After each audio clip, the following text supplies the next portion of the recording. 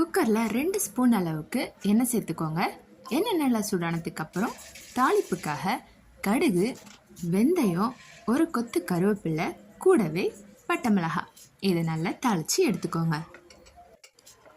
இந்த ரெசிபிக்கு நம்ம சின்ன வெங்காயம் தான் ஆட் பண்ணணும். கட் பண்ணி வச்சுருக்க ஒரு கப் அளவுக்கு சின்ன வெங்காயத்தை நான் இதில் ஆட் பண்ணிக்கிறேன். இது நல்லா வதங்கினதுக்கப்புறம் 5 அல்லது 6 பல்லு பூண்டை 2ஆக கட் பண்ணி இதில் ஆட் பண்ணிக்கோங்க.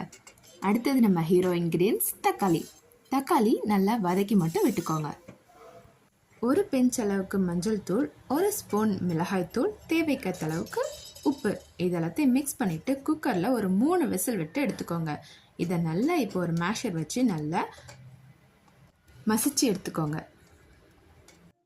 கொஞ்சமாக கொத்தமல்லி தழை தூவி இறக்குனீங்கன்னா நம்மளோட கொங்கு நாட்டு ஸ்பெஷல் தக்காளி பஜ்ஜி இப்போ ரெடி ஆயிடுச்சு.